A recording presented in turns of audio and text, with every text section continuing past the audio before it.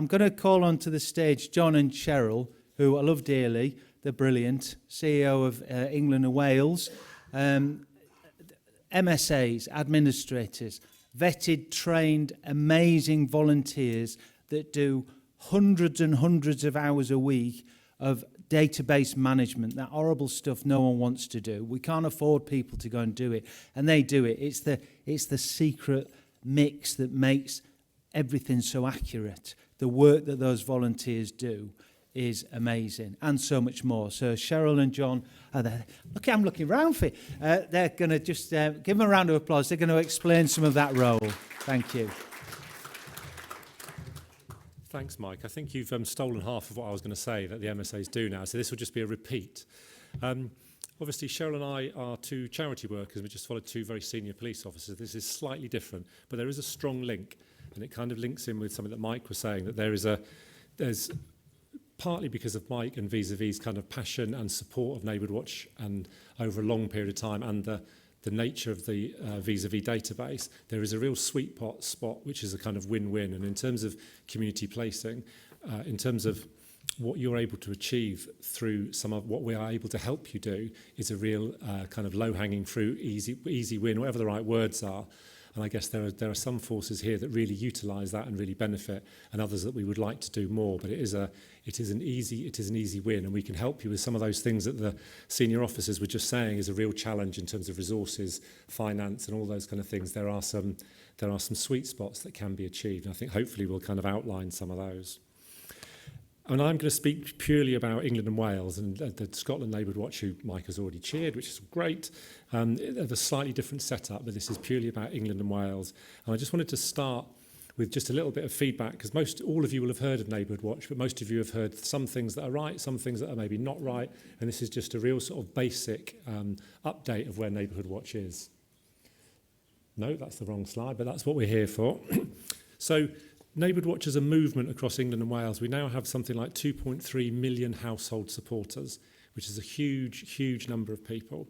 We have about 90,000 coordinators, 60,000 who are really active, and the membership scheme administrators are part of those.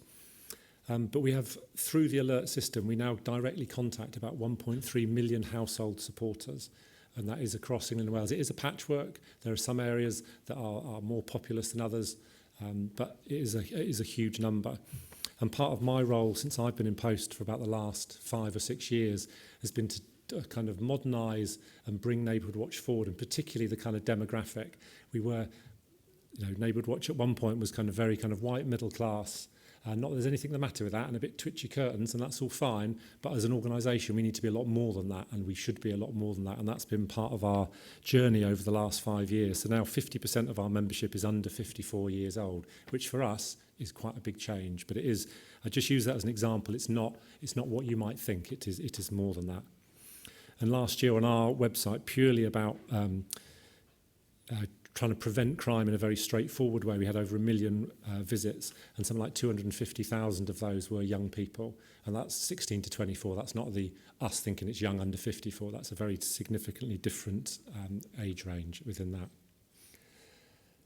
The other thing I just wanted to, in terms of our aims, and I will whip through this because strategies aren't that interesting, but over the last 5 years, we've wanted to become an authoritative voice on community-based crime. So that's just about everyone knowing how to access Neighbourhood Watch and the information we provide. The second one is around just engaging with people. If they move to a community, they can get engaged with their Neighbourhood Watch. And maybe Neighbourhood Watch isn't for them, but they want to volunteer at the school, or they want to volunteer at a youth group, but it's a route to doing that.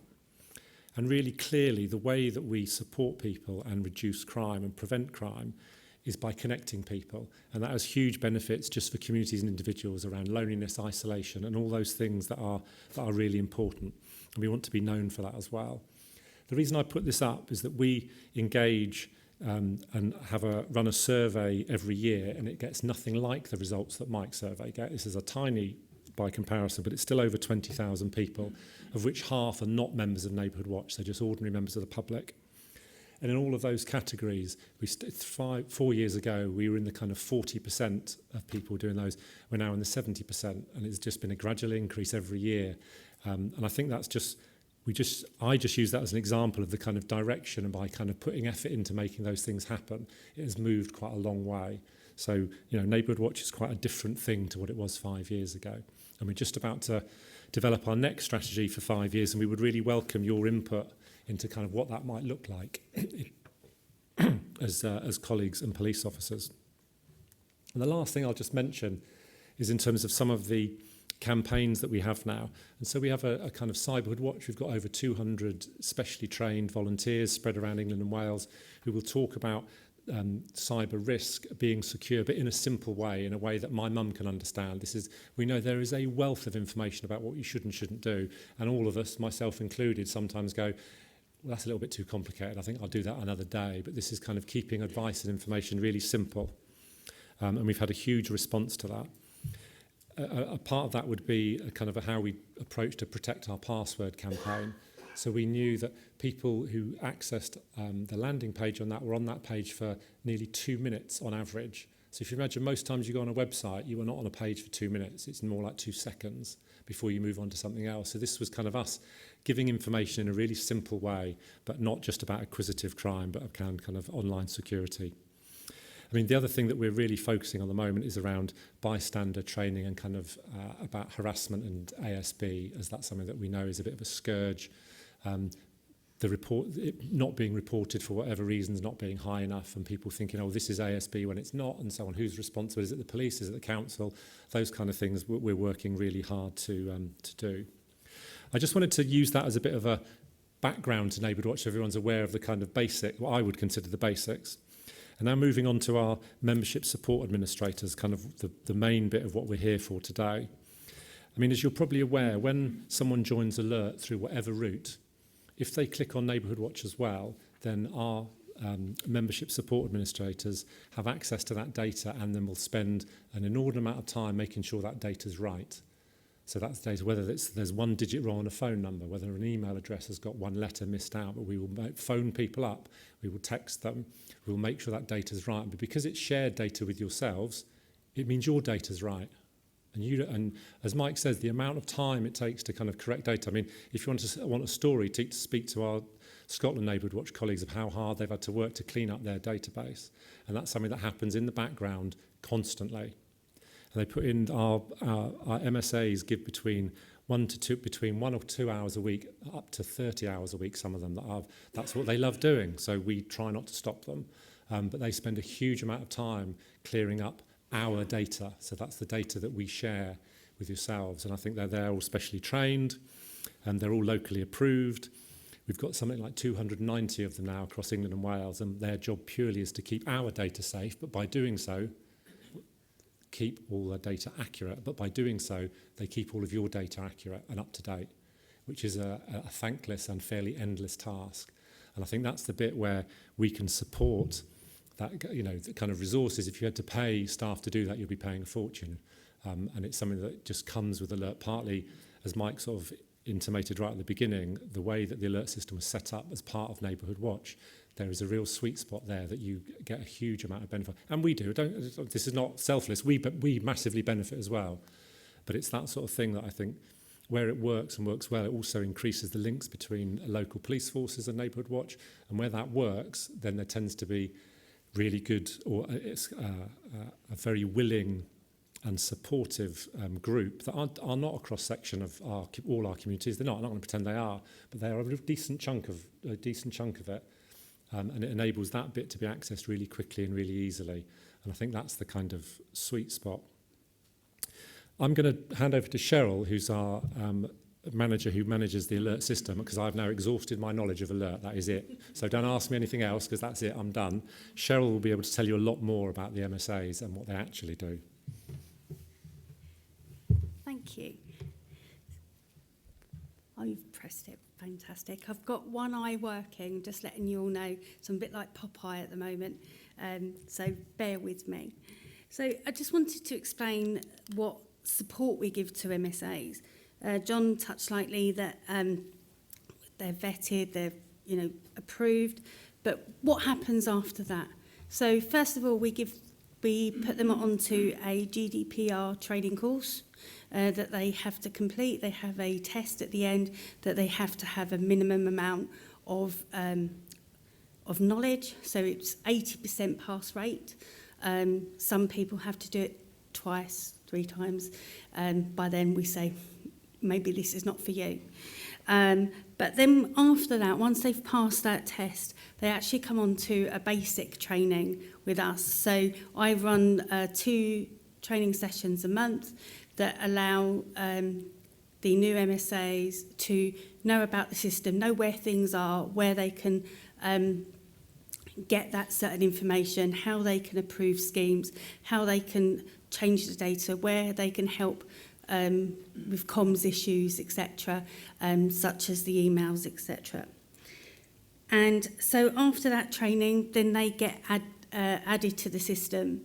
And that doesn't stop. Our training doesn't stop. We run monthly workshops for our MSAs, and we regularly have 70 to 80 MSAs at each workshop.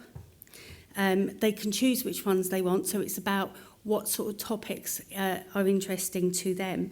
So for example, some of the workshops that we do are around messaging, what does an effective message look like? And we also look at skills as well. So we did a training session on using Canva, how to get some really good images that people can use to help bring that message to life. Because if you read lots and lots and lots and lots of words, you lose interest. So it's about making sure people want to read what's there, and also making sure that we aren't boring people with long, long, long emails. So we also look at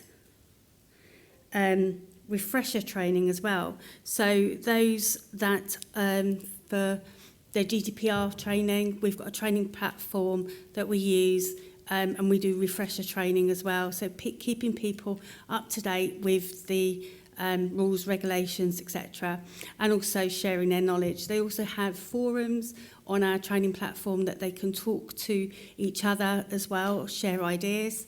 And during those workshops that I explained to you before, they also have an opportunity to talk with each other, share ideas, share best practice, etc. So it's always a learning experience for them. Also, we have, can't read my own writing now. We also have training, support. Vis-a-vis team have been fantastic supporting our MSAs, and anything that they're not sure of, they just say, come to Cheryl, and Cheryl will answer your questions. So, you know, we're always there for our MSAs to help support them, which I think is really, really important, because we don't have a large drop-off of MSAs. Some MSAs have been doing it since the very beginning, and new MSAs are really enriched and want to do more and help support other MSAs as well. We also have MSAs coming forward to help train other MSAs and continue the work in their own areas, so within their own force areas, so they have, you know, MSAs, super MSAs as such, in their areas, supporting the MSAs in their areas too. I think I got to the end of that one. What do I press? It's done. Oh, John did it. Thank you. So when we're talking about the role of an MSA, I started an MSA before I started working for NWN, and I'm still an MSA today, and I'm still an MSA in Greenwich in South East London. So welcome to the Met team down there. But I was asked to explain to you what we do on a day-to-day basis. So we don't just look at new schemes. We're told about new schemes. We're not just looking at data. We're looking at how we can make sure that you as police forces, etc., can communicate with these people. We don't want dead data. We want to make sure that it's refreshed, that it's up to date, and that it's relevant, and that We can also see who is logging in. So we encourage our coordinators, for instance, to be logging in. If they're not logging in, how are they communicating with their schemes, how they're communicating with their members. So it's about reinvigorating those schemes and the data as well. So we look at, in communicados, we look at duplicate schemes, we look at those that are unverified or those that have not yet given their consent to actually start an account in the first place. Because we do have a tool for our coordinators to add members to the schemes. So, you know, increasing membership. So we're increasing the way that we look at increasing membership, which also helps you reach more people in your areas. So in Greenwich, what we do as a MSA, we approve schemes, of course, we welcome new members, we keep them updated on what we are doing in the area. We give them opportunities to work with their local policing teams. We give them opportunities for policing teams to work with us, equally so, on different events, etc. But what is really, really important to us is that we keep that data clean, that we've got zero amount of schemes waiting approval, that we've got zero amount of people that are unverified, that we've got zero amount of people that are uncontactable, so that we can make sure that people can get communicated with. As we know, that helps increase trust and confidence, not just in the police, but also within Neighbourhood Watch and also the platform of Neighbourhood Alert. Is that it? I will pass back over to John. So I would just sort of add that last bit, and part of what Cheryl and the other MSAs do is make sure that all the individuals on there are that's kind of sign of life. So if someone hasn't accessed their account and received any messages or opened any messages for over a year, then that's not particularly useful data. I mean, while it might increase the numbers, it's not someone that's actually getting a message. So it's pointless information and data. So just as a sort of overall, I mean, the role is very much to cleanse and update record and data. There's a huge number of hours. Mike did work it out, and so I'll leave it to Mike's memory of how many hours it was, but it was a vast number of hours that MSAs give. And obviously the cost of that is usually is about support from local police forces, where there's good relationship, therefore there is loads of hours put in. It's not a complicated relationship, but there is no financial cost to it. There's no, MSAs don't have any access to any data that's not in their area. They all have a very clearly defined geographical area. They don't have access to data anywhere else as part of that. And they don't have access to any other part of the system, apart from people that have said, yes, they're signed up to Neighbourhood Watch messaging. So it's very tidy, it's completely GDPR compliant, and is very straightforward. And I would say, from our perspective, what it does tend to lead to is improved links to Neighbourhood Watch and improved community policing opportunities of that Neighbourhood Watch community. It's not, as I said before, it's not the complete community. I wouldn't pretend for a second it is, but of that cadre, it does help that, and is a relatively easy win. So I'll leave you with that, because I think I haven't seen a yellow or a red card, but I know time's ticking on, so I can still see the clock. So that's probably where we'll stop. So thank you, Mike, and thank you all. Fabulous.